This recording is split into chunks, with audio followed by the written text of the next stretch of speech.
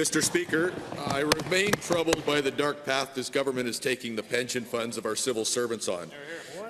Sections 5 and 6 of the AIMCo regulation was put in place to ensure that the rationale for making investment decisions would be based on sound expertise in financial matters. Pensions are no place for political cronyism, Mr. Speaker. To the Premier, the people that have worked hard for this province want to know their retirement funds are being managed to provide a worry-free retirement. Will you do the right thing and reverse this dangerous decision that could Thank you, Honourable Minister. The Honourable Premier.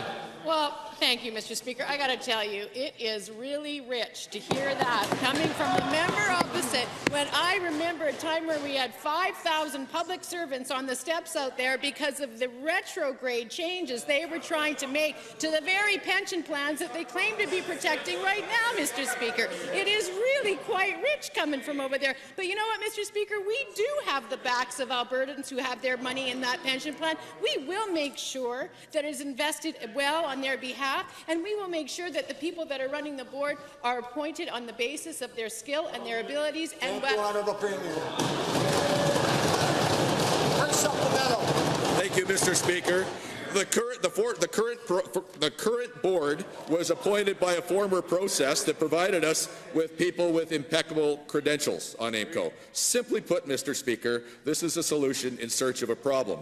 This year, there are 7 new members coming up, and we're just told, trust me, by the NDP. To the Premier, before you endanger the retirement of government employees, what are you hiding? What is your real agenda? And why the need to repeal requirements to have qualified people making decisions on $90 billion? Honourable Premier. Mr. Speaker, first of all, the member opposite is incorrect in his characterization of what has happened. What we have done, Mr. Speaker, is we've made sure that our agencies, boards and commissions are open to all Albertans, and so all Albertans are welcome to apply. Of course, they will be appointed on the basis of their qualifications, and that is, and I ask the member to look forward to the appointments coming forward, and I'm sure that he will agree that that's exactly what happens. But, Mr. Speaker, nobody is more committed to protecting defined benefit contribution pension plans for the people of this province than this government.